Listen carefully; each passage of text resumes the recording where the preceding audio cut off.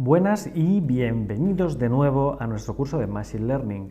En la clase anterior ya dejamos preparada nuestra matriz X incorporando ese vector de unos justo al inicio. ¿Por qué? Pues porque en esta clase os voy a enseñar a utilizar la librería de StatsModels que requiere obligatoriamente el tener esa columna de unos representando los datos del término independiente para calcular sus p-valores y proceder a la eliminación hacia atrás. Así que vamos a ir por ello en esta clase utilizando, como os he comentado, la librería de StatsModels que ya tenéis preparada. Lo primero es crear una variable que se encargue de guardar el número óptimo de variables independientes, una nueva matriz de características, por así decir, que se quede con las óptimas del modelo. Le podemos llamar x/opt para indicar que es el x óptimo, la matriz de características óptimas en este caso. Por así decir, en esta variable x/opt se quedarán solamente las variables independientes con estadísticamente significativas para ser capaces de predecir la variable dependiente. Si habéis entendido la fase de eliminación hacia atrás, comprenderéis que x óptimo al inicio tomará todas y cada una de las columnas de nuestro conjunto de datos. Recordad que partíamos de todas ellas y a cada paso eliminábamos la que era menos significativamente estadística, ¿de acuerdo? Entonces, al inicio x óptimo se quedará con todas las variables y a cada paso de la eliminación hacia atrás irá desapareciendo una de las columnas. Así que voy a forzar, de hecho, que la variable x óptimo tome el valor que tenga x para todas las filas. Entonces coloco aquí un 2 puntos, coma, y voy a indicar a mano todas las columnas. ¿Por qué? Porque a cada paso me voy a centrar en eliminar una y así veréis exactamente el proceso de forma visual. Entonces colocamos aquí un corchete, fijaros que si abro la X tenemos la columna 0, 1, 2, 3, 4 hasta 5, entonces dentro del corchete las coloco todas separadas por comas, me quedo con la columna número 0, la número 1, la número 2, la número 3, la 4 y la 5, entonces así lo fuerzo automáticamente, es el extracto original que crea la nueva matriz de características a partir de todas y cada una de las variables independientes que había en el conjunto de datos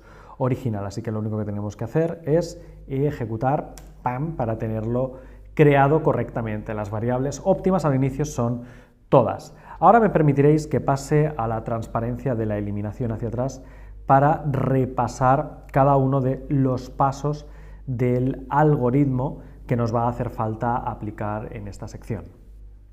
Entonces, mirando a los pasos que hay que hacer, en primer lugar tenemos que seleccionar el nivel de significación para permanecer en el modelo.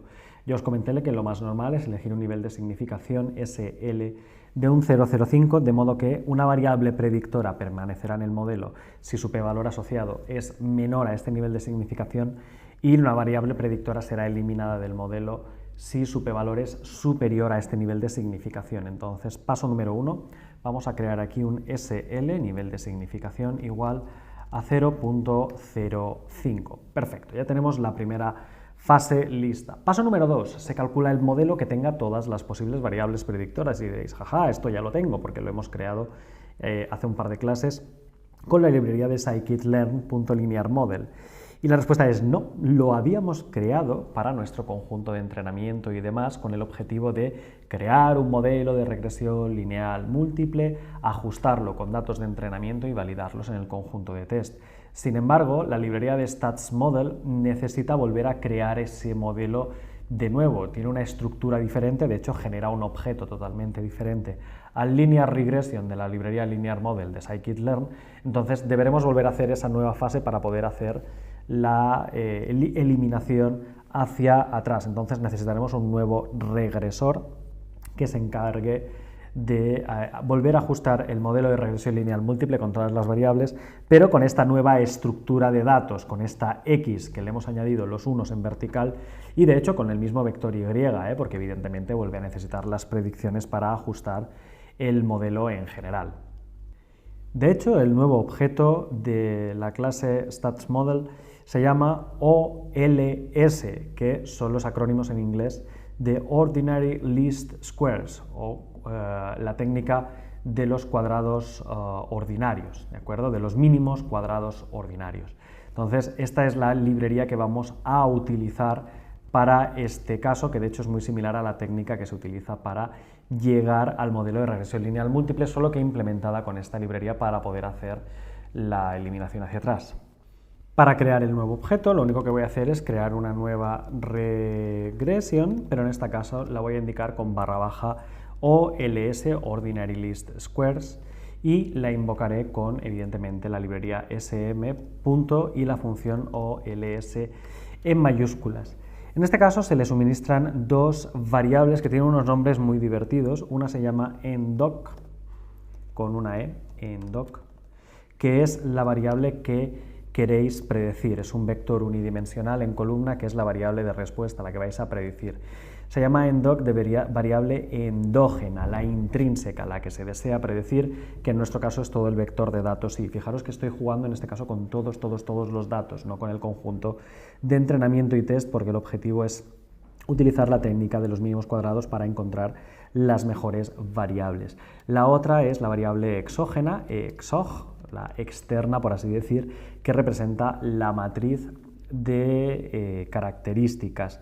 El número de filas debe corresponder con las mismas observaciones que tenéis en el vector i, no hay ningún problema en ello, y tenéis que indicar todas las columnas que forman parte de las variables regresoras. En particular, si miráis la documentación de la función OLS, veréis que pone una cita que es que la ordenada en el origen, el intercept, no está incluida por defecto y que para que sea considerada en cuenta, el usuario, o sea nosotros, los programadores, debemos añadirlo en forma de columna de unos, cosa que ya hemos hecho precisamente en la clase anterior. Así que ahí tenéis cómo se ajusta el modelo utilizando OLS, Ordinary List Squares, de la librería StatsModels. Por último, ahora que tenéis el objeto creado, nos falta volver a ajustar el modelo. Fijaros que siempre se hace con uso de la función fit, y aquí en particular, teniendo el objeto OLS, no tenéis más que poner .fit para que automáticamente haga el ajuste del mismo modo que habíamos hecho uso en la regresión lineal. De hecho, este mismo fit de Ordinary List Squares volverá a generar la regresión lineal múltiple, la misma de la librería Linear Regression, con la diferencia de que con los datos que me devuelva OLS tendré información para decidir cuál es la siguiente variable que debo eliminar del conjunto de características de nuestro dataset. Y bueno, no nos queda más que ajustarlo. De hecho, déjame hacer una pequeña corrección porque os he colocado la variable exógena x y ese x _ opt de optimal, que es la que se va a quedar con las variables estadísticamente significativas. De hecho, el SL que tengo aquí lo voy a mover una línea antes, porque estas dos líneas me vais a ver ejecutarlas constantemente. El x óptimo ya lo he generado en la línea anterior, y ahora debo generar el modelo de regresión usando la técnica de Ordinary List Squares. Perfecto, ya tengo el objeto creado. Por tanto, podemos volver a nuestra diapositiva de regresión porque es el momento de llegar al paso número 3. Si os fijáis, el paso 2 es justo el que acabo de hacer. Hemos calculado el modelo de regresión lineal múltiple con todas las posibles variables predictoras, toda la matriz de características, y ahora hay que mirar cuál es la variable predictora, cuál es la variable independiente con el p-valor más grande. Si ese p-valor supera el nivel de significación, entonces tendremos que ir al paso número 4 y proceder a eliminar dicha variable. Si todas las variables tienen un p-valor inferior a 0,05, entonces podemos finalizar, dar el modelo por listo. Entonces vamos a ver cómo se consulta el p-valor de cada una de las variables predictoras y observar cuál es el más grande y si en efecto supera 0,05 para poder proceder a eliminarlo en Python. Para hacerlo, lo que voy a hacer es aplicar la función de resumen, la función summary, a mi objeto regression._ols. Esto me va a devolver un p-valor para cada una de las variables independientes, me va a devolver los coeficientes del modelo y parámetros como por ejemplo el r cuadrado o el r cuadrado ajustado, el índice de Akaike, el índice bayesiano y demás. Es mucha información de un modelo de regresión lineal múltiple, pero que en algún momento me va a hacer falta, como por ejemplo a la hora de eliminar ahora mismo las variables con menos significatividad estadística, pues me voy a centrar en el p-valor únicamente. Entonces invocamos a regression_ols.summary en este caso, seleccionamos la línea y ejecutamos para observar aquí toda la información. Fijaros que aquí tenéis un montonazo de datos, tenéis en particular el método utilizado, la técnica de los mínimos cuadrados, del algoritmo OLS, la fecha, hora, número de observaciones, grados de libertad del modelo y de los residuos, lo que os comentaba, el valor de R cuadrado ajustado, estadísticos F, probabilidades y el entorno logarítmico, índice de Akaike y bayesiano, pero lo que nos interesa es precisamente este trocito que os estoy marcando de color azul, donde me indica, en primer lugar, el coeficiente de cada una de las variables del modelo, el coeficiente del término independiente, de la constante, lo tenéis aquí, sería 50.130 más o menos de sueldo base. El coeficiente de la variable x sub 1 serían 198,78, el coeficiente de la 2 menos 41, de la x3 0,80, que sería el gasto en, ya lo diré, en I+D, menos 0,02 el gasto en administración y 0,02 que sería el gasto en, que era en marketing, ¿de acuerdo? Y aquí podéis observar diferentes estadísticos, el error estándar de la variable, el estadístico t y el p-valor de cada una de las variables. Por ejemplo, la constante tiene un p-valor de 0, x1 tiene un p-valor de 0,95, x2 tiene un p-valor de 0,99, súper alto, x3 tiene un p-valor de 0 otra vez, x4 tiene un p-valor de 0,60 y x5 un p-valor de 0,12. Fijaros que hay muchas variables cuyo p-valor supera el umbral, el nivel de significación del 0,05 que habíamos establecido anteriormente. Luego aquí tenéis otros datos, como intervalos de confianza para los coeficientes del modelo. Esto significa, por ejemplo, que la constante puede estar o tiene un 95% de probabilidades de estar entre 3,62 por 10 a la 4 y 6,4 por 10 a la 4. Será un intervalo de confianza y fijaros que los intervalos de confianza que incluyen el 0, por ejemplo x1 estaría entre menos 6.000 y pico y 6.000 y pico, entonces veis que incluye el 0 claramente, entonces por eso tiene un p-valor tan elevado, porque la probabilidad que el 0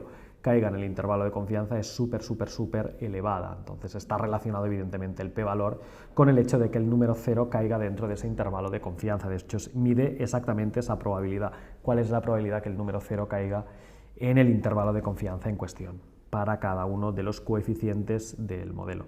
La idea general que os tenéis que llevar es que el p-valor es una probabilidad y cuanto más baja es esa probabilidad, más estadísticamente significativa es la variable. Por ejemplo, para dar un ejemplo con este modelo que tenéis ahora, el término independiente y la variable x sub 3, que es el gasto en I+D, tienen un p-valor de 0, son los p-valores más bajos, por tanto, de momento estas dos variables, término independiente y gasto de I+D, serían las dos variables más estadísticamente significativas, el resto serían de momento poco relevantes o poco estadísticamente significativas con respecto siempre a la variable dependiente, la que estáis intentando predecir que es el ingreso de la empresa.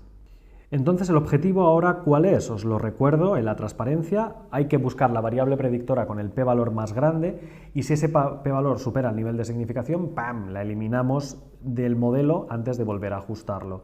¿Cuál es la variable con el nivel de significación más elevado? La que aquí llama x2, que tiene un p-valor de 0,99. x2 corresponde, término independiente, x1, x2, es la variable dummy que correspondía, creo que era el estado de Nueva York, es decir, es la que se encuentra en la columna número 2 del dataset. Evidentemente se conserva el orden, la constante o x sub 0 entre nosotros corresponde a la columna número 0, x sub 1 es la columna número 1, x sub 2 es la número 2, etcétera, etcétera, etcétera. Por tanto, el p-valor más elevado corresponde a la columna número 2 y esa es la que debemos proceder a eliminar de nuestro dataset antes de volver a ajustar el modelo, que sería ya el paso número 5, ajustar de nuevo el modelo sin dicha variable.